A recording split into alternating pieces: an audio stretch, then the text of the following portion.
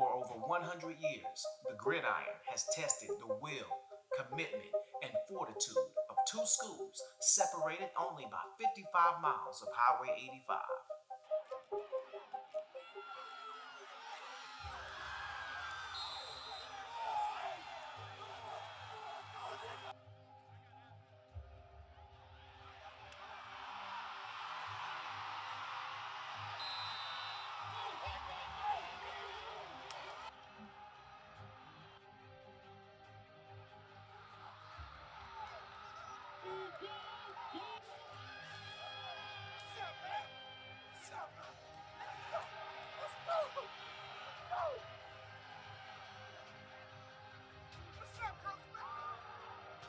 $1,600, and he truly is a leader on the field, sat behind the record-setting quarterback Lamar Raymond, and now to the air, he hits Elijah Bell, and it's a foot race, and they will catch him. Bell to the 5, touchdown, North Carolina.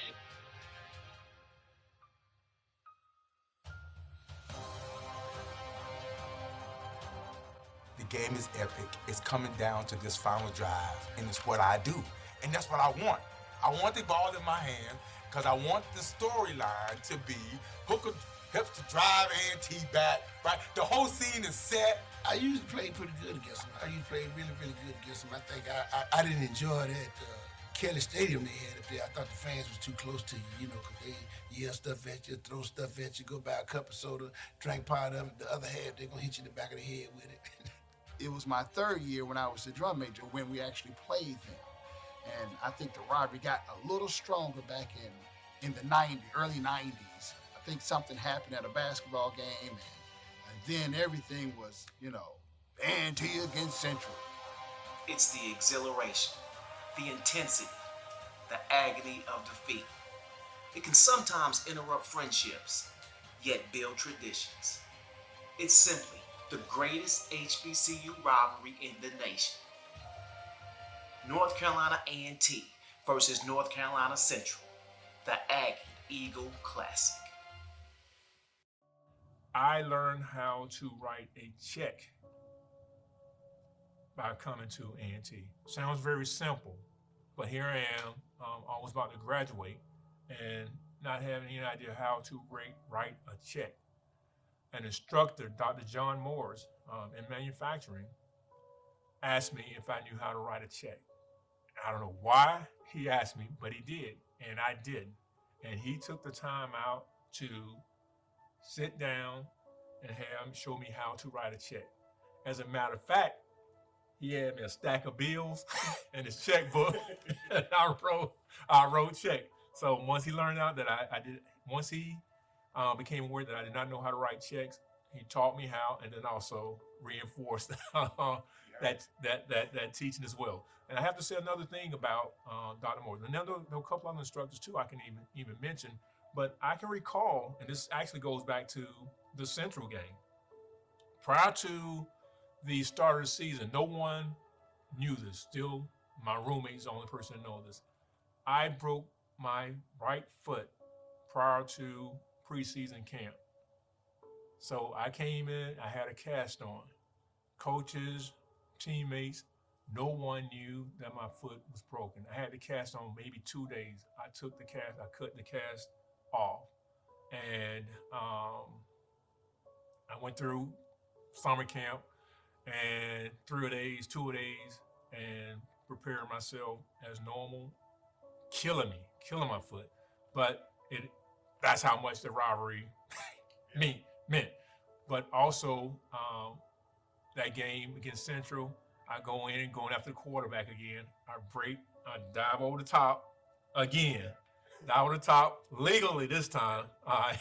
And I reach for him, and somehow I miss, but I come down, I land awkward on my hand. So another injury. So I ended up breaking my right foot prior to the season and broke my right hand during the Central and A&T game. But I say that to talk about the instructors. We had a paper that was due the following week, and I went to class because my hand was in a cast now, and Dr. Moores manufacturing asked me what was my paper, what was my assignment. And this was for, typewriters and stuff. We had to, pretty much you wrote your papers out. So me being who I thought I was, I raised my hand, with the cast on this big club and like, hey, can't you see? My hand is broken, I can't write. And he simply looked at me very serious, very stern look. It's like, what's wrong with your left hand? And I said, nothing. He made me get up, leave, and do not come back to his class until I have that paper written. Told me to write it with my left hand and do not come back. So when I say about the experiences, there was no excuse that you could give him that was good enough to be acceptable. So you always have to find a way. So when we talk about life preparations, there's always a way. Whether it's around, under, or over top, but there's always a way to get things done. We had lost, I think, 3 in a row to Central, and so Coach Hayes was really, really intense that week. That was my freshman year, redshirt freshman year, and I can remember the difference between high school and college was just the preparation. Coach, we went over plays seemed like a million times. Coach Hayes went to Central, so he didn't want to lose.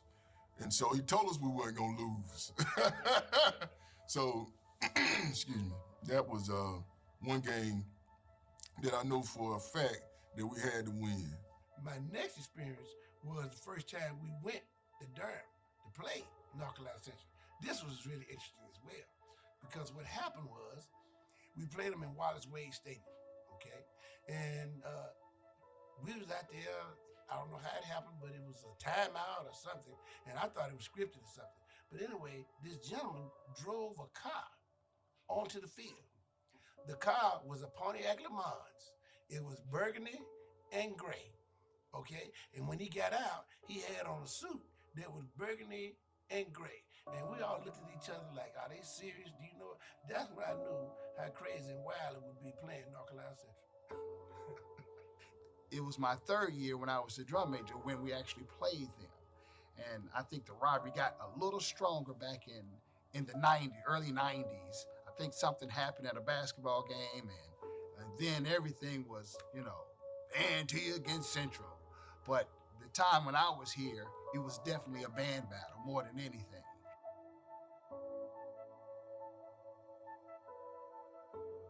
I could remember, and I have a photo at home of me running the ball and a player from Central, I think he was number 50 at the time, I don't know his name, but I have a 22 by 30, I think, photo of the player having his helmet just about falling off his head because of a hit that I delivered to him.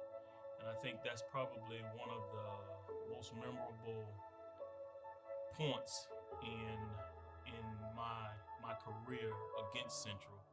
And I've never shared that with anyone on Facebook because of not trying to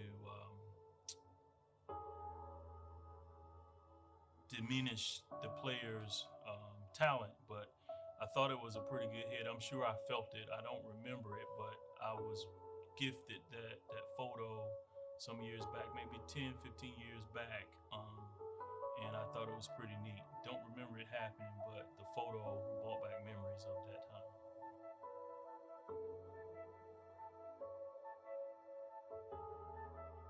I think it was on, Thanksgiving Day, I believe, if I'm not mistaken. And had a pretty good day. I was the MVP for that game. We beat them. I ran a 91-yard touchdown back, punt return in that game to make sure that we win. But basically, I was always one that making sure I covered down on any position that was having any kind of weaknesses or lack of strength to be able to make sure that we win. And I was kind of like an old man in a child's image and body out there with, young brothers. That was a play I had made on the sideline and I tackled one of the running backs from Central, and it was on the sideline. A couple people got bowled over, and I still have the film on that too. A couple people got, I call it, I said bowling ball, or you got bulldozed, because of the hit. And as I was getting up, one of their teammates or players actually kicked me, while I was down. So when we talk about the intensity of a rivalry, made a shot on the sideline. In my opinion, good hit. Okay, maybe not from their perspective, but the guy didn't get back up. So I walked off, and it was good hit to me. But the guy did. One of the teammates did kick me on the sideline, and again, it was almost like insult to injury, or adding to the blow they're already delivering to us. And within a couple of plays later, trying to make something happen, really try to excite the fans, really try to make this game impactful, really try to set the tone and stage going into the next, because basically the game was over with. So Aaron Harvey was underneath the quarterback, was underneath the center and calling his cadence. And I tried to anticipate the snap count. And what actually took place several plays before, I've just been going through, listening to his cadence and following his cadence. Okay, all right, here we go. All right, we call a stunt. This is an opportunity I can get him. You know what I mean? And I went airborne from the middle linebacker position, and they did not hike the ball. And it was too late to stop. So in midair, they didn't hike the ball. I had a collision with Air Harvey, and pretty much all hell broke loose. So you dove over the center? Dove over the center, went atop, hit the quarterback, got through, dodged a couple of their teammates, what have you. Earl went down, and fight broke out. So benches cleared from both sidelines, and that's probably one of the most memorable plays of my career. So with that being said, it was not intentional. Tried to anticipate the snap count, but I cannot sit here and honestly say that I was not fueled by the athlete who kicked me when I was on the sideline. To me, it wasn't any different. We played our first game at Carter Finley in the Aggie Eagle, and so going and experiencing or being closer back to Eastern North Carolina, where my family could come and see my first game, it was one of those things where I think it was almost a full circle moment, in that they were able to see that, oh yeah, mama's baby is really, really going off to college and is playing football. And so I was more intrigued with, I think, looking up in the stands and finding my mama and seeing where she was, than being nervous, more say, about what was ahead of us. One of my best friends was in North Carolina Central's band from my high school. That was 1800 Seabrook Road back in Fayetteville, North Carolina, E.E. Smith High School. So I knew he was coming into the stadium with the big hat, a whistle, the mace, and a cape as the drum major of North Carolina Central's band. So I knew he was getting ready to bring a band that was going to show out and do what all he had to do to make the crowd respond. So I knew that was personal for me, and I knew I couldn't let him come in and just take over the A&T's crowd from our band. So me, after he got through performing his halftime show, I knew I had to jump over the hurdle and give it to him with my hat, my whistle, my cape, and my mace, and just outdo his performance. It was an experience that lasts a lifetime. He and I are best friends, but it was still competitive. We had to make sure that our show was the absolute best. And we raised the bar. We had the crowd to their feet. So it was a wonderful experience for me, something I never forget. And right after the halftime show, we had a halftime break. And at that break, we both met up on the track in our uniforms, and we embraced each other, not seeing each other for a period of time, and just compliment each other's show and did a little bragging and all that kind of stuff.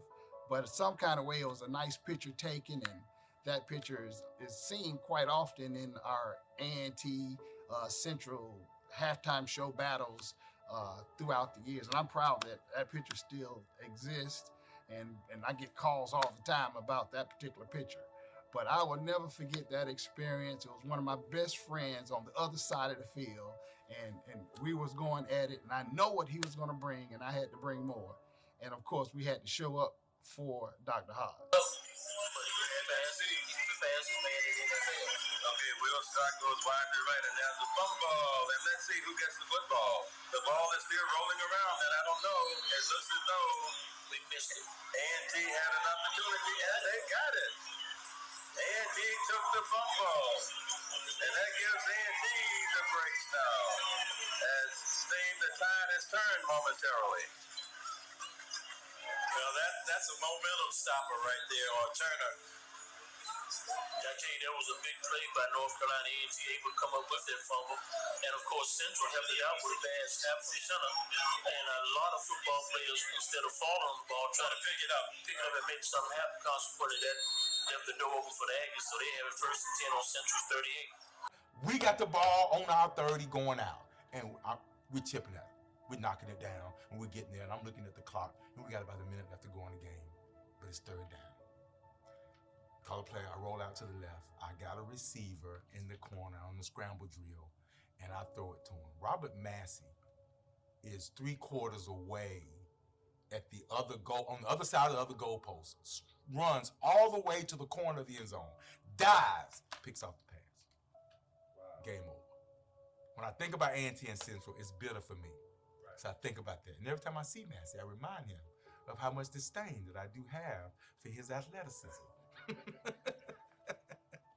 With the A&T band, exciting. It was full of energy. Just marching from Frazier Hall through the campus, A&T's campus, and seeing everybody headed toward the stadium, and the band is creating this parade atmosphere and the pep rally environment, and just getting into the stadium. I mean, that was a nice march, and enjoying that time, just getting there.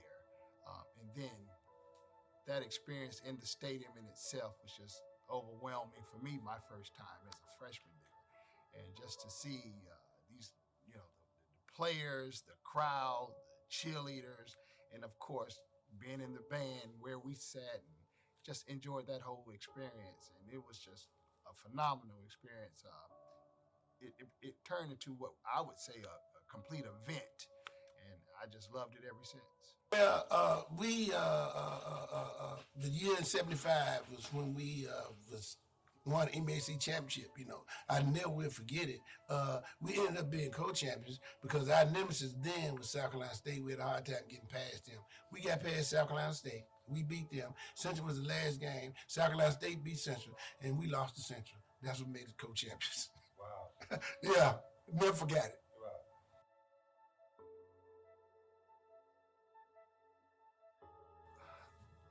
The significance for the HBCUs, especially North Carolina A&T, and where we have moved is very significant. I believe that North Carolina A&T has raised the bar and become one of the institutions on the global stage now. I think that we are all over the place throughout the United States. We're in the White House at the moment. We're in Tokyo at the moment.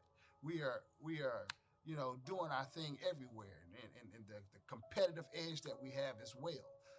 The athletes are all over the place with the Celebration Bowl. You cannot say Celebration Bowl without saying North Carolina A&T. The competitiveness that we have, not just in our academics and in our athleticism, is just over the top. And of course, we're just a global name. You cannot say it nowadays in North Carolina University without saying North Carolina A&T, Duke University, Chapel Hill. A&T's name is there. we've always been there, but it's shining brighter. So I think we are doing our job as an institution, and we are definitely moving ourselves to the next level all the time. But like I said, bragging rights. I would have family, friends that went to Central come down from, Virginia and other places, fly in just to, come to the game. Really, really, really took it to heart. So that made me take it to heart because I didn't want to hear nobody bragging about Central beating A&T for a whole year. And so we had to do what we had to do. Because it really goes back to how strong we've always been, or this rivalry's always been. And I think it's going to continue to live even though we're in the Big South. Because during my era, we were in the MEAC, they were in the CIAA. And they were tops at times in the CIAA. So I think it's important for us to keep the rivalry going and encourage Central to do well outside of this game. We want them to be the best team in the MEAC. Because as we strive to be the best team in the Big South, when we come together, it gives us more to talk about. And the more we talk about the rivalry, the more relevant our institutions come. Our grandchildren get to hear about the rivalry.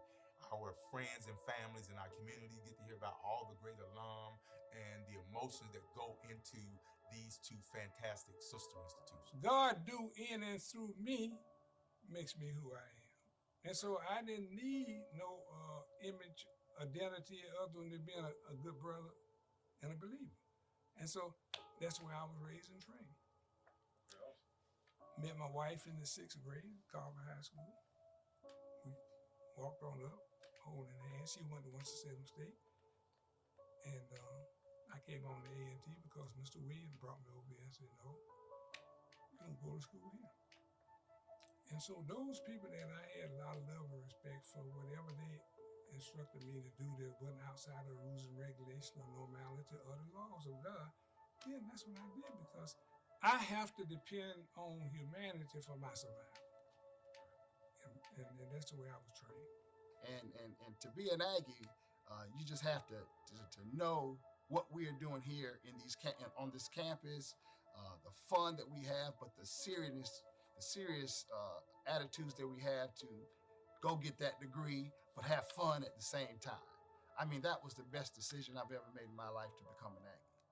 A&T gave me a foundation outside of my family, in that it was the first time I was away from Halifax County living. And it gave me a perspective of life and how life is so precious and valuable. And I'm thankful for my time here because of that foundation. It propelled me to go on and continue to build on those values that my mom instilled in me in Palmyra. And so at A&T, I was able to meet my wife. And because of that, we have two girls, and I'm thankful for my time here. It's exactly what it is. I mean, what they say, you say Aggie, you can't say Aggie without pride, or, have a pride before Aggie, And with that being said, it's just something that, again, it's one of those innate behaviors, it's just something that lies within you, a certain pride, a certain aura when you walk into a room, and you know that you have that Aggie support, that Aggie foundation behind you. North Carolina A&T has prepared not only myself, but several thousand people before, as well as, after me, for life. And I do not think there's another institution that I could have had the opportunity to attend that would have prepared me for life as much as A&T had. I get really emotional when I talk about what A&T has done, not just for me, but for so many people that I've witnessed and I've learned from. They've improved their life, their families' lives, and they've touched the world. I mean, you look at our guys that's running track right now. There are people across the world who would have never known that the interlock at A&T means that you come to 1601 East Market Street and you're going to be able to get a meal. You're going to be able to meet somebody that can make your dreams come true. You're going to meet somebody in administration that's going to help you with your financial aid. When you're struggling with mental health and those things, there's always somebody around that has a story like yours that can encourage you to do that. So Being an Aggie for me is life changing.